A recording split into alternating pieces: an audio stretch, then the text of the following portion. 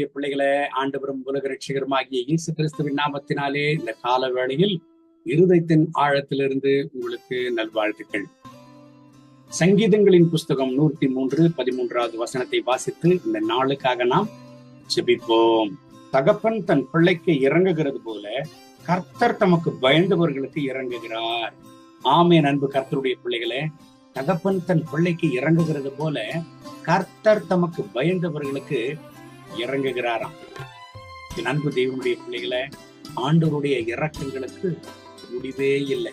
அவருடைய இரக்கம் எதுவரைக்கும் நம்முடைய வாழ்க்கையில செயல்பட்டது, அந்த கல்வாரி சிலுவையில அவர் செல்லுகிற வரைக்கும் அவர் இரக்கம் செயல்பட்டது.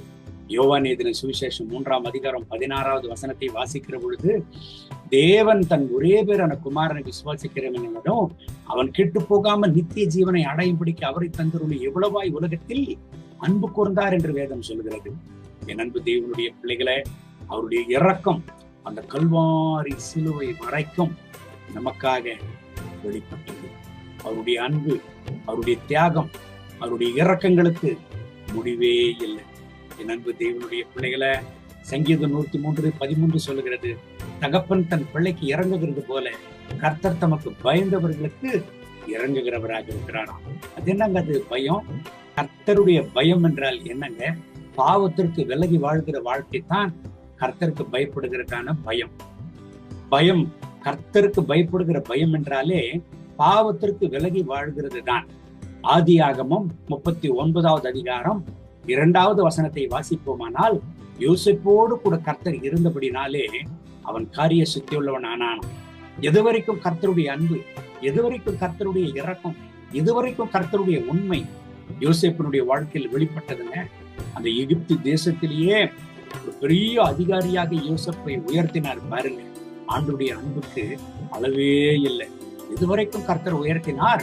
இஸ்ரேல் ஜனங்களை போஷிக்கிற அளவிற்கு, தன்னுடைய முழு குடும்பத்திற்கு ஒரு பெரிய ஆதரவாக இருக்கிற அளவிற்கு கர்த்தர் யோசேப்பினுடைய வாழ்க்கையில இரக்கம் பாராட்டினார்.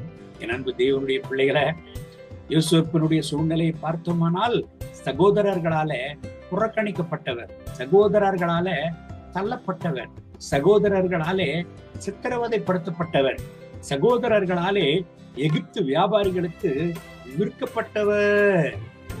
இந்த நாளில நீங்க தள்ளப்பட்டிருக்கிறீங்களா? நொறுக்கப்பட்டிருக்கிறீங்களா?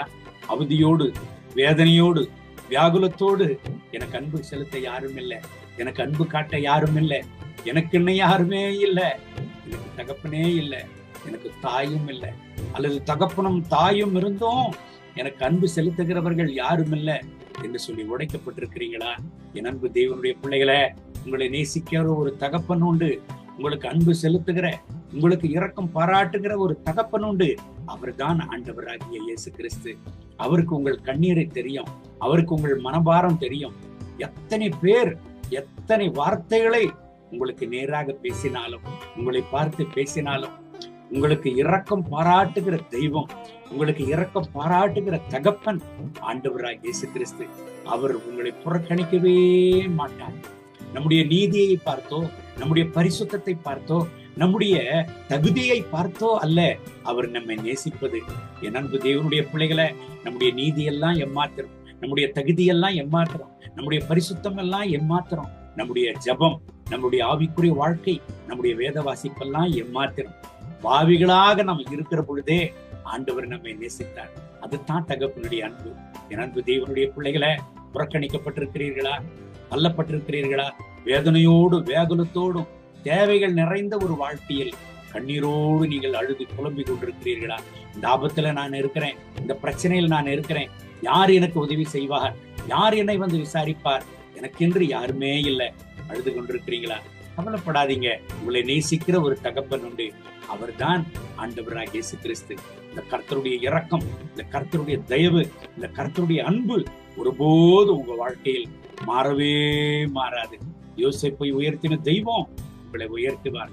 யோசேப்பை ஆசீர்வதித்த தெய்வம் உங்களை ஆசீர்வதிப்பார். யோசேப்பினுடைய பிரச்சனைகளை எல்லாம், உபத்திரவத்தை எல்லாம் மாற்றி யோசேப்பை கர்த்தர் எவ்வளவோ உயர்த்தினார். அளவில்லாத அளவிற்கு உயர்த்தினார். அதே தேவன் உங்களை உயர்த்துவார். அதே தேவன் உங்களை ஆசீர்வதிப்பார். அதே தேவன் உங்களை நேசிக்கிறார்.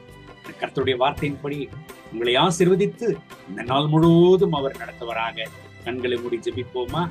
அன்பின் ஆண்டவரே, இந்த கால வேளையில் இந்த வசனத்தை கேட்டு என்னோடு ஜெபித்துக் கொண்டிருக்கிற, கவலையோடு, கண்ணீரோடு, வருத்தத்தோடு, வேதனையோடு, புலம்பலோடு இருக்கிற என் அன்பு சகோதர சகோதரிகளுக்காக ஜெபிக்கிறேன்.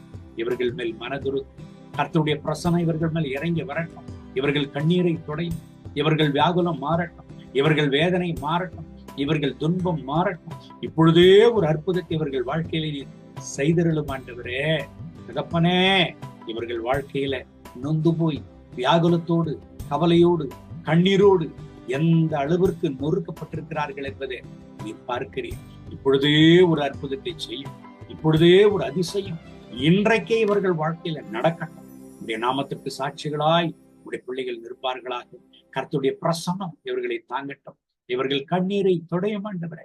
இவர்கள் தேவைகளை சந்தியும் ஆண்டவரே. இவர்கள் பிரச்சனைகள் யாவும் இப்பொழுதே மாறி போவதாக. கர்த்தருடைய கிருபையின் பிரசன்னத்தினால் இவர்களை நிரப்பி நடத்தும். ஒரு பெரிய ஜீவனுள்ள சாட்சியாக இவர்களை நிறுத்தும் ஆண்டவரே. அப்படி நீ செய்கிறதற்காக ஸ்தோத்திரம். மகிமை கனம் துதி உமக்கு இயேசுவின் நாமத்தில் கேட்கிறோம் நல்ல பிதாவே. ஆமென். ஆமென்.